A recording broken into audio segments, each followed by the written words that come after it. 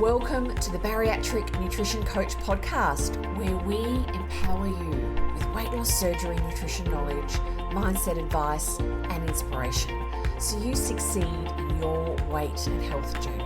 I'm your host, Jane Stoltz, and I am a bariatric dietitian who has helped over 1,300 people on their weight loss surgery journeys.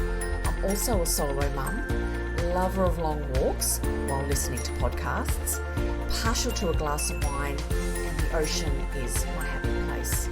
Join me as I dive deep into bariatric nutrition and lifestyle topics and deliver them to you in bite-sized, palatable episodes every Monday. Now let's go. Hello and welcome to this week's episode of the Bariatric Nutrition Coach Podcast. Today I want to talk about why I teach the protein bites ratio, way of eating. Now, that's a pretty clunky name. I'm going to explain what it is. I don't think it's got a name. Maybe I should give it one, but it'll become clear when I explain exactly what I mean. And if you follow me on Instagram, you probably already know a little bit about it, but I want to explain it a little bit more. So the protein bites ratio is really a very simple way that I teach my clients on how to eat to help them prioritize protein so they don't have to be weighing their food all the time. If you go out to a restaurant, go over to a friend's place to a dinner to eat, or you're at a celebration, you know how to plate your food up in your house to eat. It will help you keep protein a focus and help keep those other foods, which are whole grains, fruit and vegetables, in the right proportions.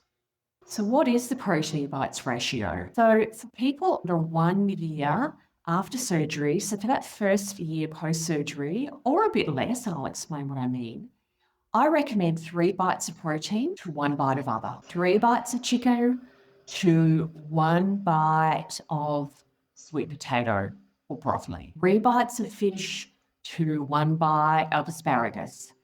So the 3-1 is a really key way to keep focused on protein and get some of that other food in.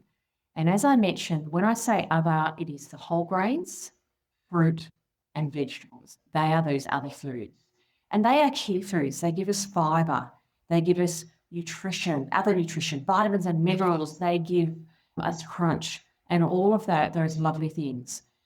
So I say for up to the first year after surgery, we follow the 3-1 bites ratio. Or if we can move to the 2 bites of protein to 1 bite of other, which is what I recommend post 1 year after surgery, when you can comfortably eat enough protein.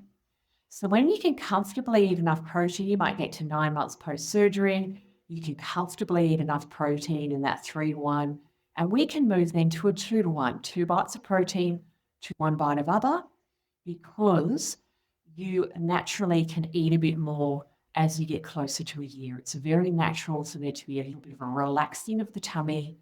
You can eat a bit more, so you can comfortably eat enough protein, and then we can move to that 2 bites of protein to 1 bite of other. And we get more of that other, we get more of that fiber, and then we get that lovely balance. Okay, so the protein bites ratio is a very simple way of eating that I have found really successful in working, with my clients after bariatric surgery and every stage after bariatric surgery. When I'm working with somebody at 3 weeks post-surgery, I'm starting them on to start working on this 3-1 ratio. Because even at the puree stage, that 3-week, around that, when you're on that puree, we still want some of that other. So it might be some puree chicken with a bit of avocado. We still want those other flavors. And it can be really great to start that practice of that 3-1 from week 3 post-surgery. I want to explain why I actually teach this as kind of a key foundation habit, because it is not, I suppose, a common way of teaching people how to eat post-surgery. Many bariatric centres give people, and I started out like this. When I started working in bariatrics, as a dietitian, I started giving people, eat this amount of this food, eat a quarter of a cup at this stage, eat half a cup at this stage. And I found personally that it didn't work. And what I mean by this is that you enter your bariatric surgery wanting to do the best you can. You want to follow all the rules, so to speak, do everything you can to get the best result.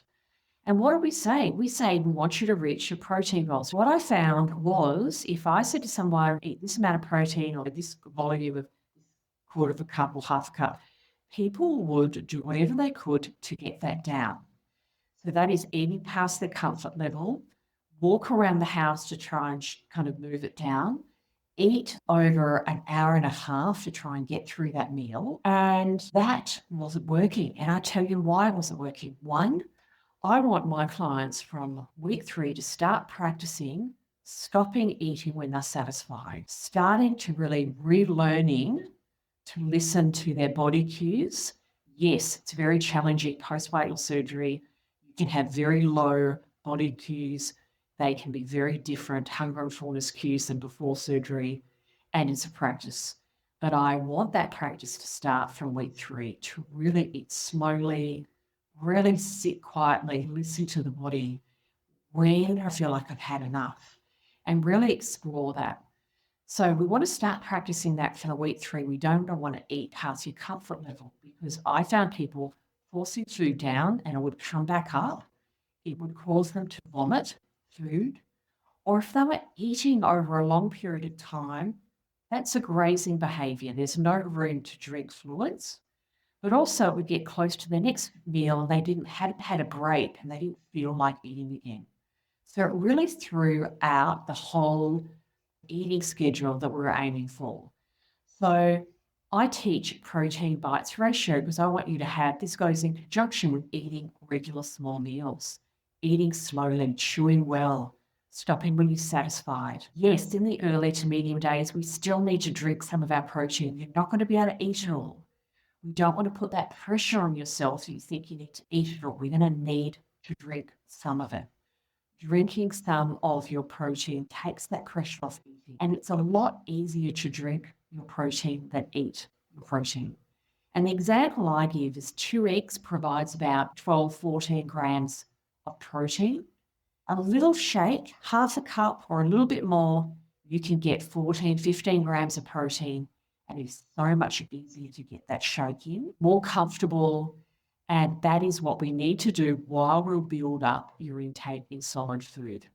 Solid food there's high satiety, it fills you up sooner. So what are the other reasons why I teach the protein bites ratio? It really helps people learn to prioritise and helps them prioritise the intake of lean protein at that meal. It is very normal for some days to be able to eat more than others. You can plate up the same amount of the same food on 2 different plates for lunch, for example. One day you can get comfortably through that food. The next day you get 2/3 through and you've had enough. And you just say, I've heard that so many times over years. I want you to learn to prioritise your protein, stop eating when you've had enough. You've done the best you can protein-wise for that meal, but you've also got some of those other foods in.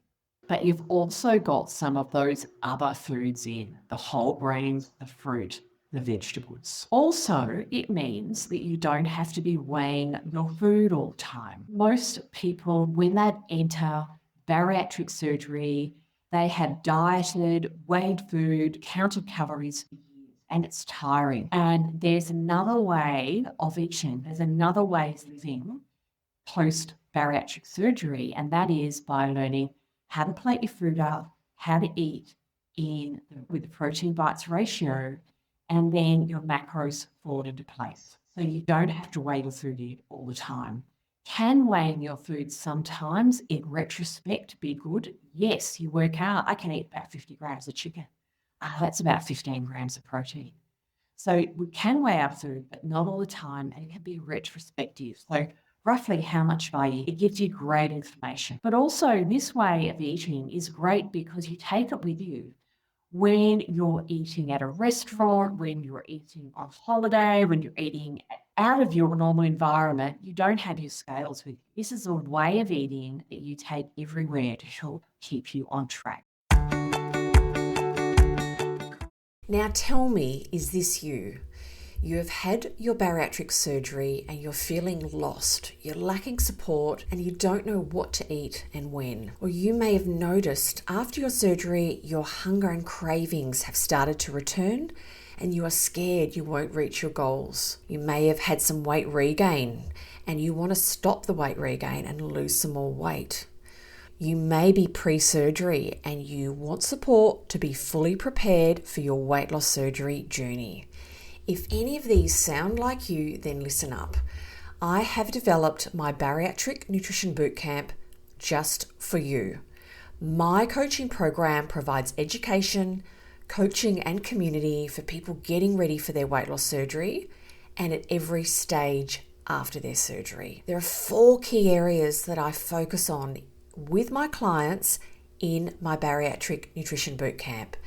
One is the bariatric nutrition basics. You will learn what and how to eat so you feel satisfied, reach your protein and fluid goals, and have less cravings, and know how to manage your hunger in the future. Meal ideas and meal planning. You'll learn to plan meals and snacks that you like, so you have great options on hand when it comes time to eat. Also, we focus on mastering weight regain habits, identifying any habits that are stopping you from reaching your goals, and create manageable strategies to get back on the straight and narrow so you can manage your weight for the rest of your life. And also, I focus with my clients in my Bariatric Nutrition Bootcamp on learning to trust your body and food. Start to enjoy your food again by relearning to listen to your body cues so you have less guilt and improve your relationship with food and your body. If you are ready to maximize your weight loss surgery results, feel confident in your journey, and be led with support and expert guidance, then the Bariatric Nutrition Bootcamp is for you. If you would like to know more about my coaching program, check out the link in the show notes.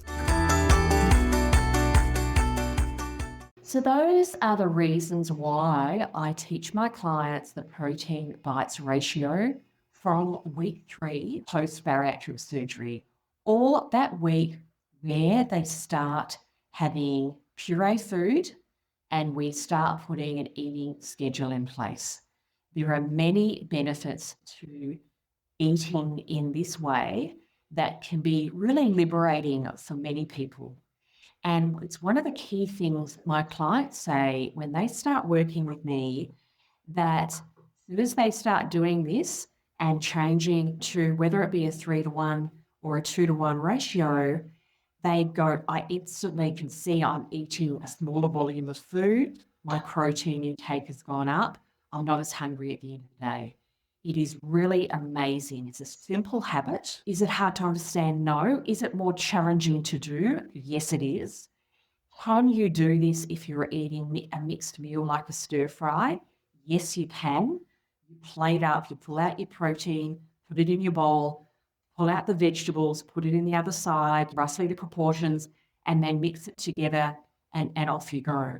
It doesn't have to be exact, but it really is a key and simple habit that can really help you prioritize protein and gives a lot of benefits, and also takes off that whole weighing tracking, on a daily basis. Thank you so much for getting to this point in my podcast. And I hope you found value in the information that I covered today. If you followed me on Instagram, chances are you've heard me talk about the protein bites ratio. And I wanted to dive a bit deeper into it in a podcast because we can. That's the lovely thing about podcasting is there's the time, there's the space to really dig in and explain in a lot more detail my thoughts, my approach, and hope you find value. If you do find value in my podcast, I would love you to share this podcast with somebody else that you feel would also find value. If you give me a shout out in social media, or if you promote my podcast on social media, please tag me and I will give you a personal shout out here in my podcast. And I'm going to get the acoustics improved so I don't sound like I'm in a jail cell. So thank you so much for bearing with me. And I really look forward to being back in your ears next week. Bye for now.